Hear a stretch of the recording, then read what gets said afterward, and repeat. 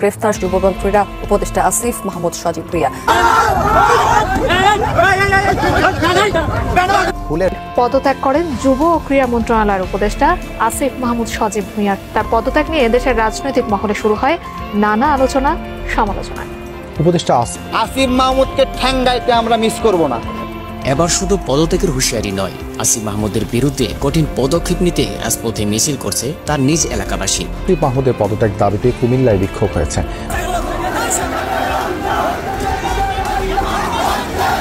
আসিফ মাহমুদের কাছে অস্ত্র থাকবে কি থাকবে না তার চেয়ে গুরুত্বপূর্ণ হলো আসিফ মাহমুদকে নিয়ে যে নিউজগুলো হয়েছে এই সবগুলো নিউজ ডিলিট করা হয়েছে। আমরা দেখলাম ঢাকা পোস্ট, বার্তা 24 সহ বিভিন্ন গণমাধ্যমের নিউজ যে আসিফ মাহমুদের ব্যাগে বন্দুকের গুলির ম্যাগজিন পাওয়া গেছে, গুলি ভর্তি ম্যাগজিন পাওয়া গেছে। সেই গুলি ভর্তি ম্যাগজিন পাওয়ার নিউজ 5 মিনিটও রাখতে পারলো না। বিভিন্ন গণমাধ্যমগুলো স্বীকার করেছে এই নিউজটা 5 মিনিটও রাখা সম্ভব হয়নি। আমার প্রশ্ন হলো যে আসিফ মাহমুদের কাছে বন্দুকের যে ম্যাগজিনটা পাওয়া গেল তার বয়স কত? 26 বছর, 25 বছর বা 27 বছর? একটা বন্দুকের লাইসেন্স পেতে কত টাকা ট্যাক্স দিতে হয় আপনারা জানেন? বছরে 2-3 লাখ টাকা ট্যাক্স দিতে হয়, 30টা বছর বয়স হতে হয়। এখন আসিফ মাহমুদ এই বিষয়গুলোতে কানেক্টেড কিনা? তারপরে সে উপদেষ্টা, তার অনেক ক্ষমতা এবং সে ক্ষমতার জন্য সে বন্দুক লাইসেন্স পেতেই পারে, কিন্তু বিমানবন্দর দিয়ে বন্দুক নিয়ে যাবে। এই যে আমাদের একজন উপদেষ্টার কাছে, রাজনীতিবিদের কাছে বন্দুকের ম্যাগাজিন ধরা পড়লো, এইটা বহির্বিশ্বে আমাদের সম্পর্কে কেমন ধারণা দেবে বলেন? সব কিছু বাদ দিলাম, ভাই ক্ষমা কেন চাইলা তুমি বলো তো? মাপটা কেন তোমাকে চাইতে হলো বলতে পারবা?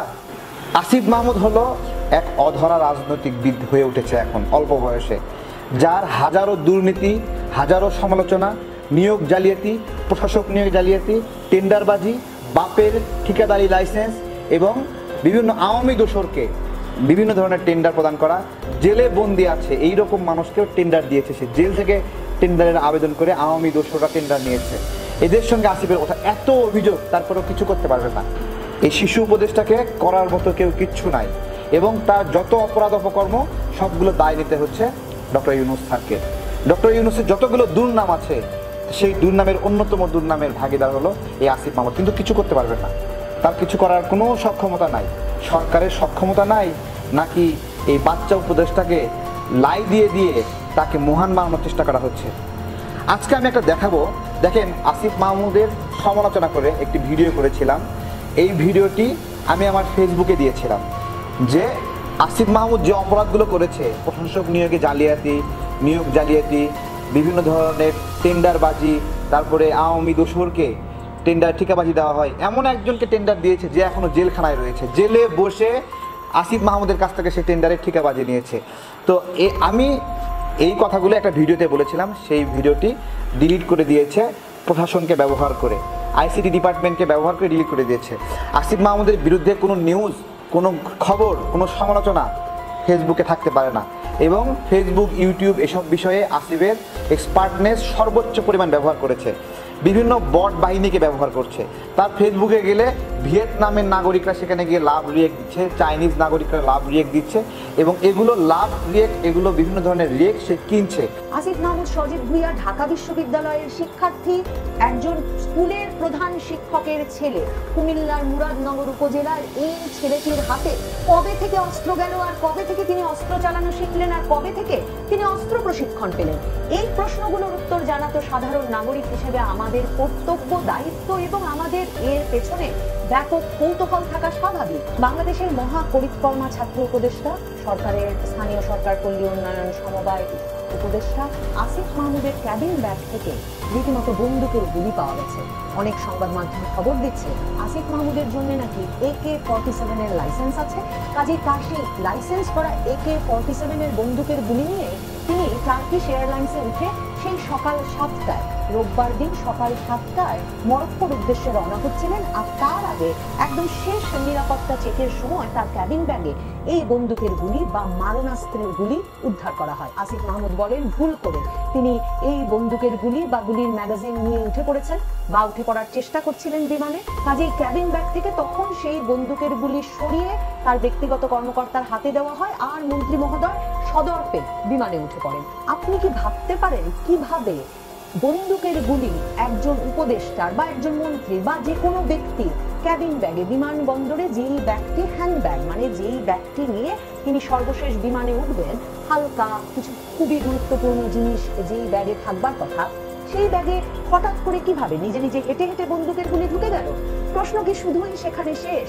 কেন একজন উপদেষ্টার মারণাস্ত্র লাইসেন্স করা থাকবে? বন্দুকের লাইসেন্স কেন প্রয়োজন হলো আসিফ মাহমুদের? তবে বাংলাদেশের স্বাধীন সংবাদ মাধ্যম ভোর 7টায় এই বন্দুকের গুলি নিয়ে হাতে নাতে ধরা পড়ার পর বিমানে উঠে মরক্কোর উদ্দেশ্যে আসিফ মাহমুদ রওনা হয়ে গেলেও খবর করতে করতে, মানে বাংলাদেশের কোনো প্রসিদ্ধ সংবাদ মাধ্যমের সেই খবর প্রকাশ করতে করতে রাত 8:30 পৌনে 9টা বেজে গেছে। আমি দেখছি বাংলাদেশের শীর্ষস্থানীয় সংবাদ মাধ্যমগুলোর মধ্যে ডেইলি স্টার রাত 8:30টার পর প্রথম এই খবর করেছে এবং খবরে তারা বলেছে যে নিরাপত্তা কর্মকর্তারা বলেছেন যেহেতু উপদেষ্টার গান লাইসেন্স আছে, বন্দুকের লাইসেন্স আছে, সেহেতু এই নিয়ে আর কোনো তদন্তের তারা প্রয়োজন বোধ করেননি, তাই জন্য ব্যক্তিগত কর্মকর্তার হাতে বন্দুকের গুলি দিয়ে উপদেষ্টাকে বিমানে উঠতে দেওয়া হয়েছে। আর এখন দেখছি আসিফ মাহমুদ সজীব ভুঁইয়া নিজেও ট্রানজিটে বসে ফেসবুকে স্ট্যাটাস দিয়েছেন যে একটা ছোট্ট ঘটনাকে এত বড় করে দেখার কি আছে? বিপ্লবের পর, অভ্যুত্থানের পর যে ধরনের নিরাপত্তা আশঙ্কার মধ্যে তাদের থাকতে হয়, তাদের এটা নাকি খুবই স্বাভাবিক যে তাদের বন্দুকের লাইসেন্স থাকবে। আর যদি বন্দুক নিয়ে, মানে অস্ত্রশস্ত্র নিয়েই তিনি প্লেনে উঠতে চাইতেন, তাহলে আর অস্ত্রটা রেখে আসবেন কেন? ভুল করে নাকি বন্দুকটার গুলিগুলো ঢুকে গেছে? মানে আমি না হিসাবই মিলাতে পারি না। মানে গুলি কি করে ভুল করে ব্যক্তিগত যে লাগেজটি, ক্যাবিন ব্যাগটি, আপনার হ্যান্ড ব্যাগটি, বিমানে ওঠার সময়ের সবচেয়ে ব্যক্তিগত যে ব্যাগটি, তার ভেতরে বন্দুকের গুলি ঢুকে গেল কি করে? মানে আসিফ মাহমুদ সজীব ভুঁইয়ার জন্য কি বন্দুকের গুলি সত্যি এমন বিস্কুট বা চানাচুরের মতো বিষয় হয়ে উঠেছে যে তিনি কোন ব্যাগে কখন রেখে দিচ্ছেন সেটাও বলতে পারছেন না? ভুলে গেলে তো চলে না। ফেব্রুয়ারি মাসে যমুনা টিভির সঙ্গে সাক্ষাৎকারে এই আসিফ মাহমুদ সজীব ভুঁইয়া স্পষ্টত বলেছিলেন যে তারা ভাবেননি 5ই আগস্ট শেখ হাসিনা সরকারের পতন হয়ে যাবে, কাজেই তাদের প্রস্তুতি ছিল সশস্ত্র আন্দোলনে যাওয়া, অস্ত্র হাতে শেখ হাসিনা সরকারের বিরুদ্ধে লড়াইয়ের প্রস্তুতি তাদের ছিল। এখন প্রশ্ন ওঠে, সরকার যে শুধু হাতে নাতে বন্দুকের গুলি একজনের কাছ থেকে ধরার পরেও তাকে বিমানে উঠতে দিয়ে রীতিমতো সাধারণ নাগরিকদের সঙ্গে ব্যাপক বৈষম্য করে মন্ত্রীর জন্য খুবই খাতির দেখানোর একটা উদাহরণ তৈরি করল। আসসালামু আলাইকুম প্রিয় দর্শক, ডক্টর ইউনূস সরকারের উপদেষ্টাদের, বিশেষ করে ছাত্র প্রতিনিধি হিসেবে যারা ইউনূস সরকারের ক্যাবিনেটে রয়েছেন, তারা নিশ্চিতভাবে সব ধরনের জবাবদিহিতার ঊর্ধ্বে। কোনো ধরনের বিতর্কের জায়গা থেকে কোনো ধরনের প্রশ্ন বা কৈফিয়তের ভার তারা ধারেন না, কেউ কৈফিয়ত চাওয়ার সাহসও সম্ভবত রাখেন না।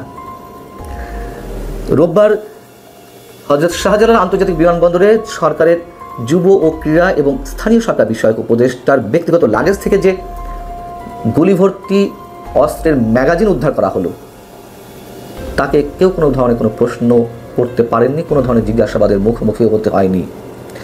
বিষয়টি হচ্ছে, রোববার তিনি টার্কিশের উদ্দেশ্যে মরক্কোগামী একটি ফ্লাইট ছিল, সেই ফ্লাইটে তার টার্কিশে যাওয়ার কথা।